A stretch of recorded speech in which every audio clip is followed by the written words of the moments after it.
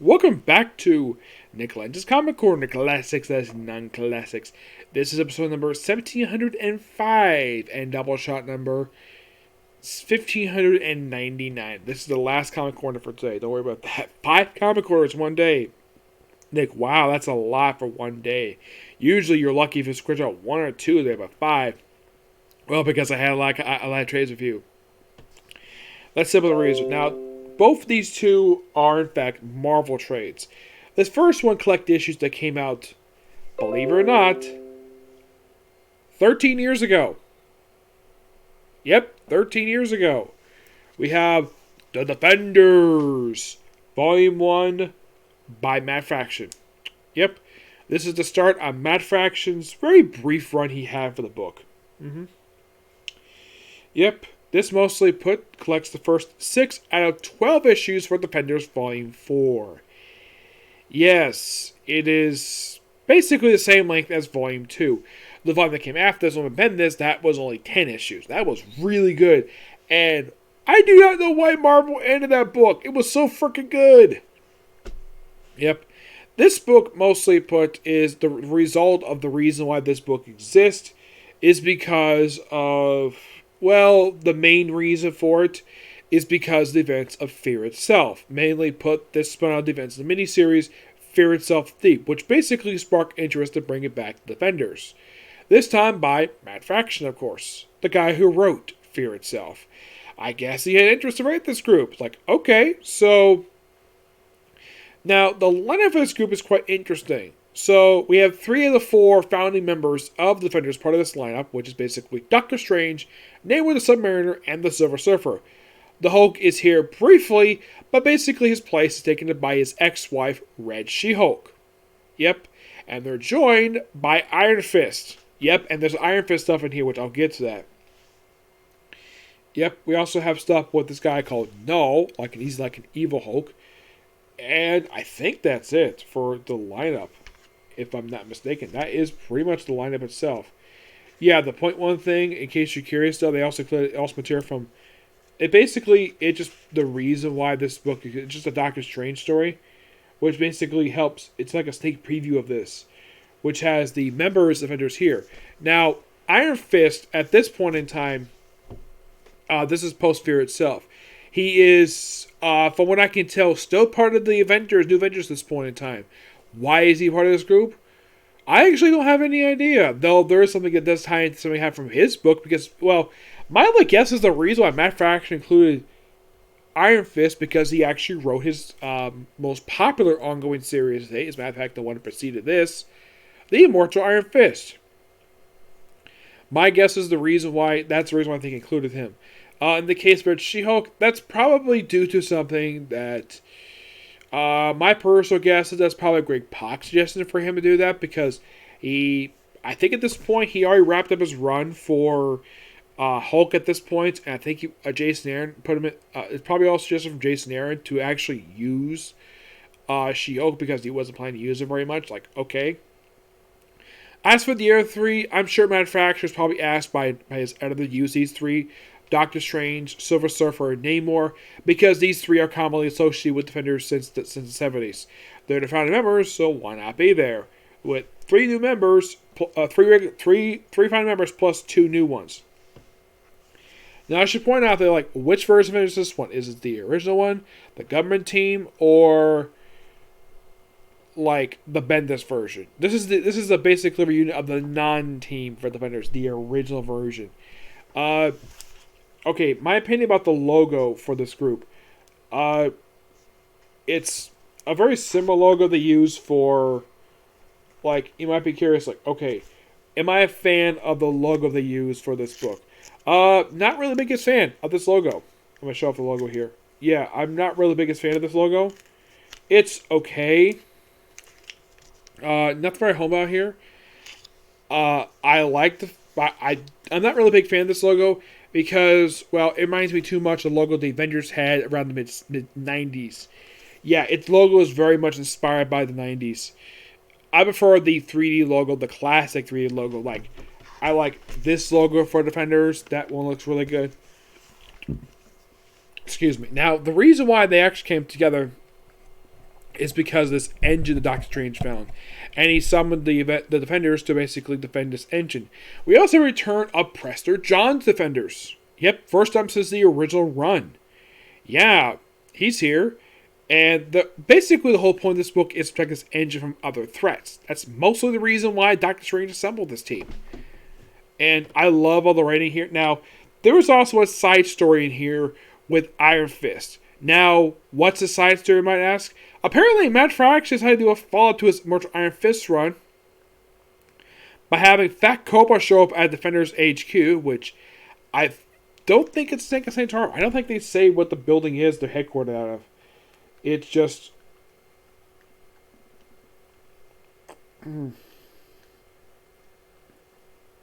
Because they don't really say... They don't have like a definitive place per se.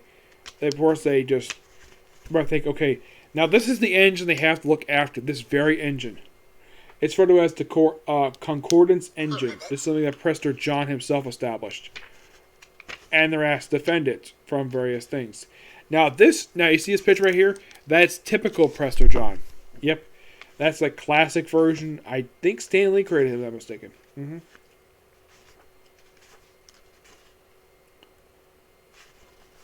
We even have, get this, we have like Doctor Strange basically go to his masked version of himself for reasons. It's almost like a revisiting of like classic like history for the Marvel Universe. Yep. Oh yeah, it actually is. The headquarters is Sanctum Sanctorum. Yep. And we have Fat Cobra show up here too.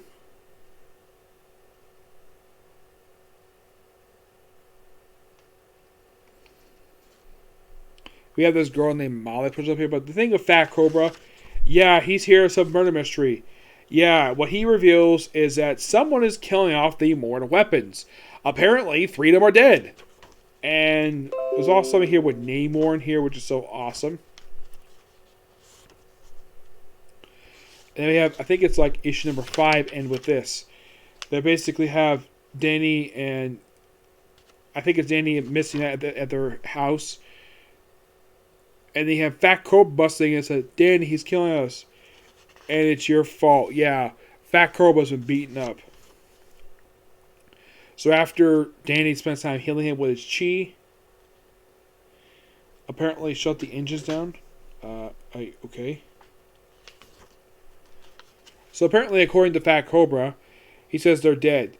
Dog Bread number 1, the Tiger's Beautiful Daughter, possibly Bride of 9 Spiders.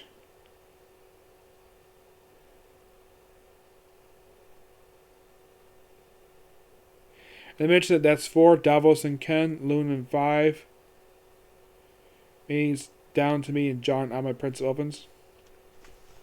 Yeah, that's actually a plot there that's explored a little later.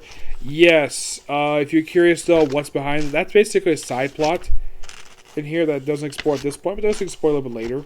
Mm-hmm.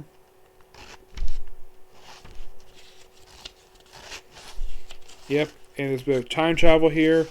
And the book ends basically with like, they need what it said is shut down the engine, and that's that. Yep. By far, a really good book. I'm going to give the book roughly a 9.5 out of 10. Now, who does the artwork in here? Now, matter of fact, there's everything in this book. The point 1 stuff, the material, the Shaman Agreement, which was from material from point 1, Fairy Tale number 7, epilogue issues 1 through 3. That's done by Terry Rachel Dodson. Matthew Lark does issue 4. Oh, basically, Dodson did the first 3 issues. Michael Lark issue 4. 5 is by Mitch Britzfer. And 6 is by Victor Ibazia with Tom Palmer and Terry Pollitt. Mm-hmm. Yep. Now, in the case of the immortal weapons, like, are any of them still left alive right now? You might be asking.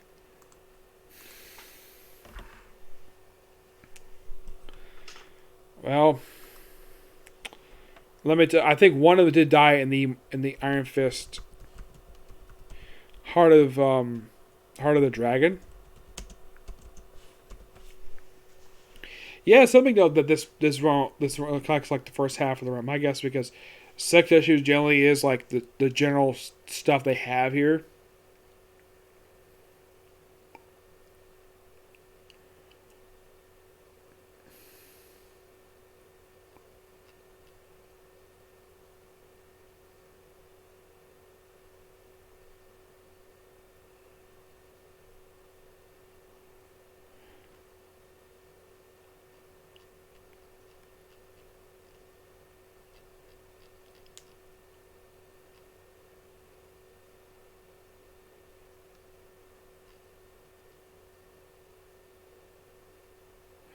Yeah, apparently this is actually not really them.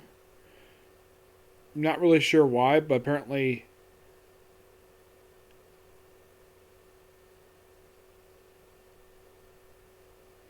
this book is like set in a different universe.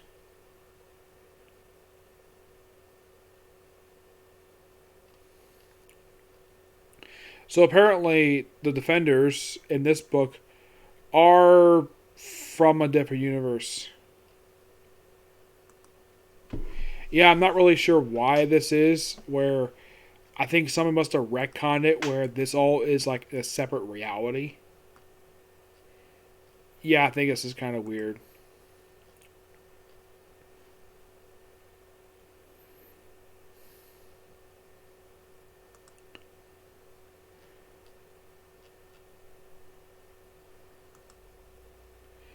Yeah, I'm not really sure of why in the world they decided to have like an alternate version of Doctor Strange and like all the rest.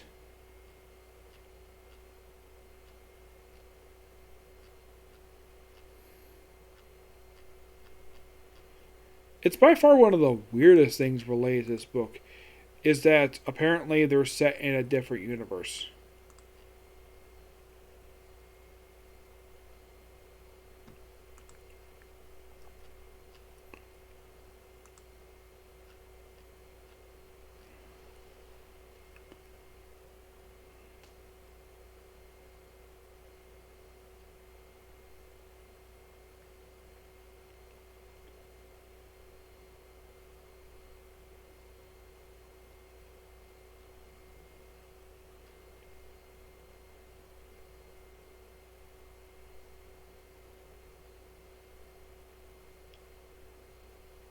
Yeah, okay, so they retcon this at the end of the book.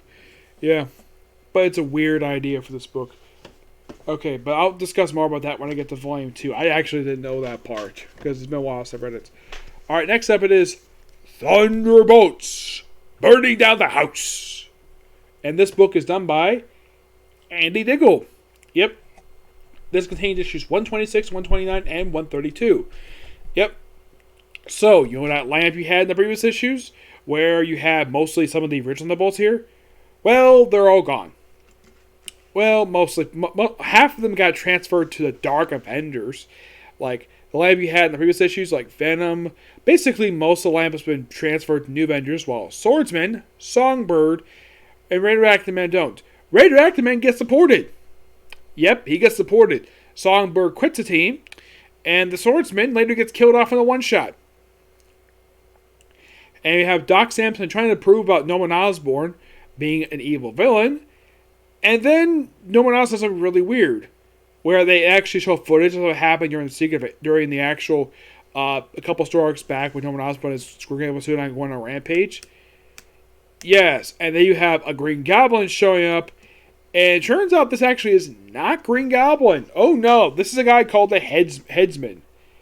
And you might be asking, Nick, who the heck is the frickin' Headsman? Well, I'll tell you. He is a character who is from the Spider-Man comics. And you're thinking, really? He is? Yes, he is. Also, Penance moved from the roster. Yes, he gets transferred to a mental asylum. Yes, the former Speedball gets knocked out with frickin' Moonstone. And gets transferred to a mental asylum. Don't know why, but yes, as for the Headsman himself, is he still alive? No. I'll get to more of that in another trade. But yeah, he's a Kurt Busiek character. Not really sure why in the world that Andy Diggle decided to use them. Yeah, and this is kind of weird. Now, he made his first appearance in Until Souls of Spider-Man number 8. Then appeared in issue number 18, and then issue of Revenge of the Green Goblin number 3. Yeah, he also, besides appearing in this book, he did appear in a few issues of Deadpool. Well, because, that's basically what this book crossed over with. He becomes part of book issue 128, and he is here to issue 140. Yep, that is something I'll explore when I talk about the very next trade. His last special appearance he had in this book was in 163.1. That would be something to talk about later on, including an issue of Spider-Woman. Well, the Bendis run. Yes, you also have the FP which run the group, aside from the Headsman. Headsman is basically like a originally started as a Spider-Man villain they include here. We also have the Ghost, which, by the way, I actually have shown Bob Layton this version of Ghost, and he does not like this look at all for Ghost. He hates this look. Yes. We also have Man-Thing, part of this group. Yes, frickin' Man-Thing. I believe. Actually, no, he joins a little later.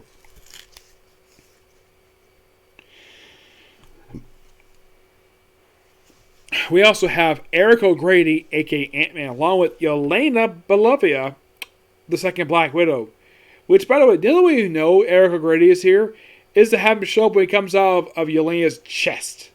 Because he's a pervert. He's like, she tells like, why'd you hide there for? Don't you have my pocket? Because Eric O'Grady is a pervert. What do you expect? Yep. And not only do they add these three to the team, they also add Paladin. Yep, they add Paladin. And I think that's it. Yeah, this is your lineup for pretty much the rest of this run during the Dark Reign era for Thunderbolts. Yep, mostly put like after the first two issues deal with the original Thunderbolts, these group come together. And here's something really kind of weird though about this. Like I was reading this, we look at the artwork where like get this, like when they have new teams show up in issue 128 and like they have them get their debriefing. I'm like, did Andy Diggle take this from John Osterman's run for Suicide Squad? Because there's a scene here. By the way, they mentioned here that Shield no longer exists. Is now, well, it is now Hammer.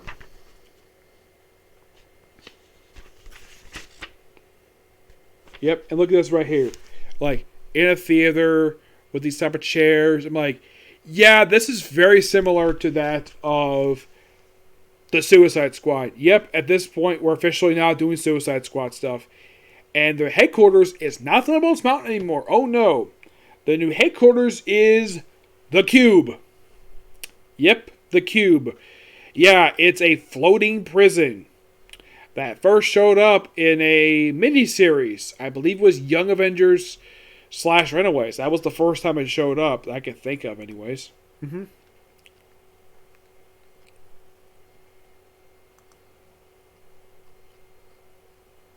Yeah, we also have a vehicle for Thunderbolts called Thunder Strike, which shows up in these issues. Yep. Now, the Cube, actually first showed up Marvel Boy. My mistake. I thought it was a floating prison. Yeah, first showed up final issue of Marvel Boy, which he at one point did take over to claim the new capital of the Skrull Empire.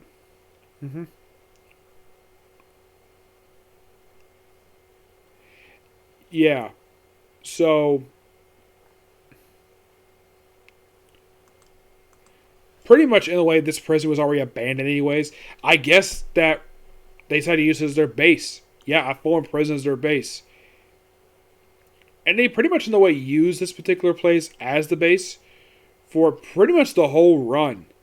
Yeah, the entire run of the Dark Reign version of Thunderbolts.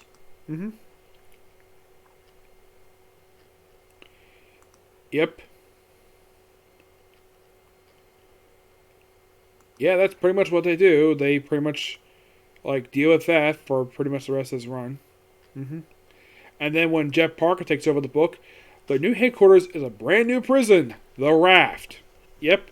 So only for this set of issues, from issues 126 to 140, One, we have headquarters for the Thunderbolts being the Cube. I thought it was a Flying Prison. My mistake about that. It's been a while since I read this. Pretty good start for this book. Now, it's interesting to throw in 132 because that comes right after the Magnum Opus crossover. Yep. And, like, pretty much the last issue in here is mostly put basically stuff related to Black Widow. And the Thunderbolts basically, it's kind of like a day afterwards.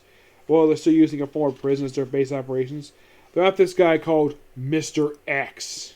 Yes, Mr. X.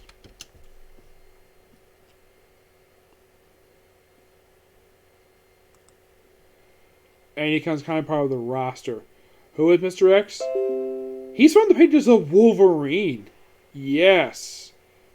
And he's a creation of Frank Thierry. I've met Frank Thierry. I've never discussed this guy by him. Yeah, they added a part of Thunderbolts. Yeah.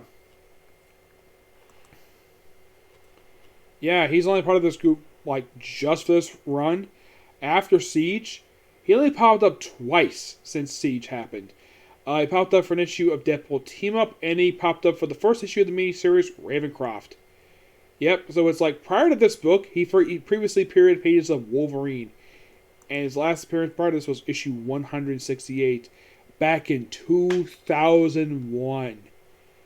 This issue, 132, comes in 2009, roughly 9 years later. And mostly put the last issue of them going to Mandrapore. Yep, that's most what it is. Great issue, great set of issues.